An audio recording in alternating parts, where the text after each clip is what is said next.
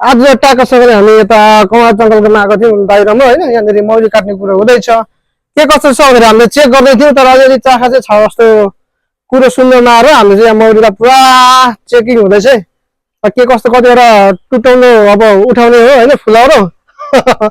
ल फाइनली हाम्रो दामी चक्का निस्किसकेको छ मौरी मौरी सबै फ्याँक्नु एउटा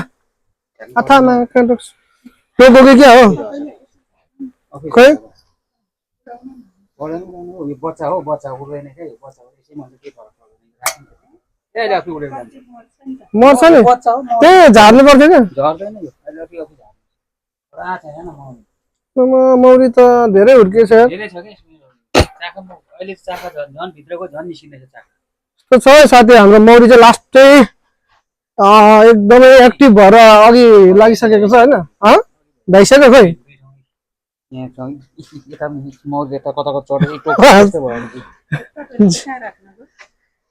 उयो छ त्यसलाई चाहिँ त्यो निकालेर त्यहाँनिर यसरी पुछ फु फु गरेर फ्याँक्नुपर्छ क्या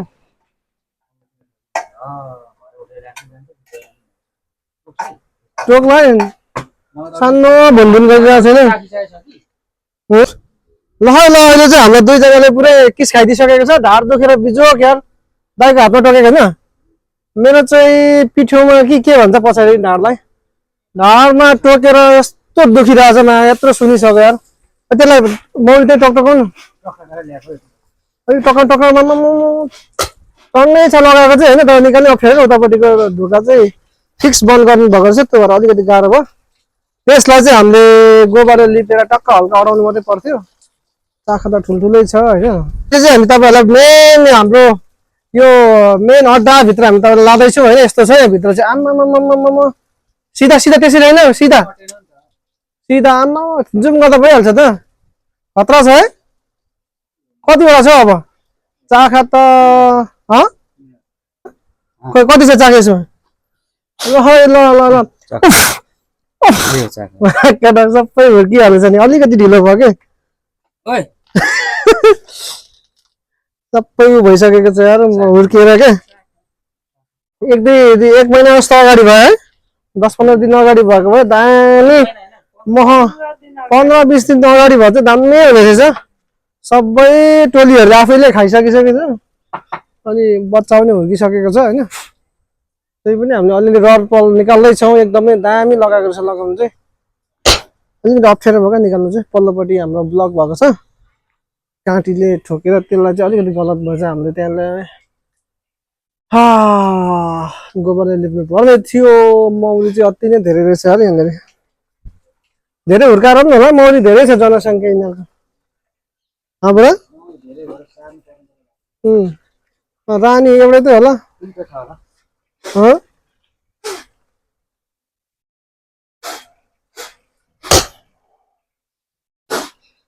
माथि त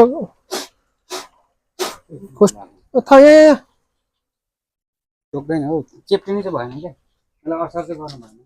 अनि ट्याप्पै टाँसिन्छ टोक्दै हुन्छ सक्यो टोकु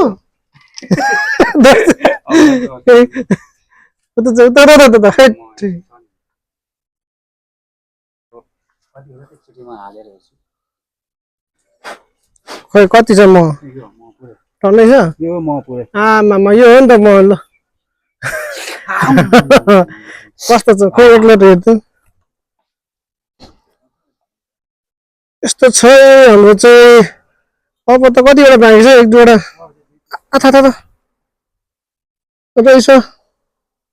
मौरी थोरै छ भित्र पनि के गर्नु भित्र छ नि त छ यो त लास्ट होला पुरा म त छ साथी मैले चाहिँ नयाँ आधुनिक तरिकाले छिरेको छु होइन अनुहार फुलाइदिइहाल्छ यति गरी नभए टक्कै हेलमेट लगाएर यस्तो छ मेरो चाहिँ आजको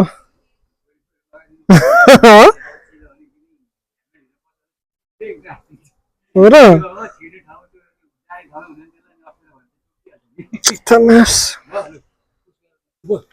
ल गाई जो आउँछ एउटा लास्ट पिस रहेछ आमामा हातै पुग्दैन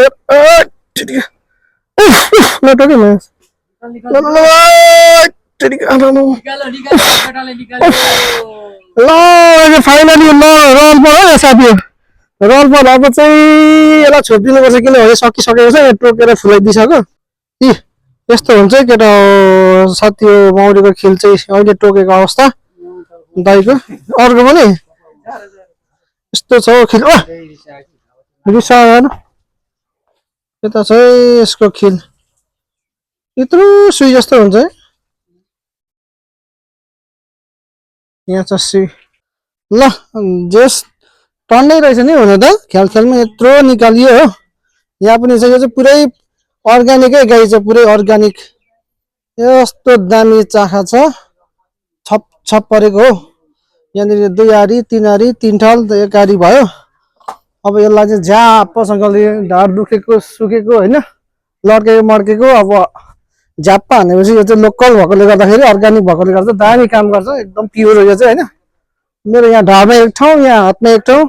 यता 3 ठाउँ टोक्दियो क्या मलाई यार 3 ठाउँ टोक्दियो आमामा ढाड दुखेर बिजोक मलाई यता हाततिर टोकेको भने ढाडको नसामा टोक्दैछ कि यस्तो दुखिरहेछ ओ बेतर दाइको पनि 2-3 ठाउँ टोक्दियो हाम्रो मम्मीको चाहिँ टोकेन होला टोक्न पाएन होला हाम्रो चाहिँ लास्ट चाहिँ टोक्दियो कि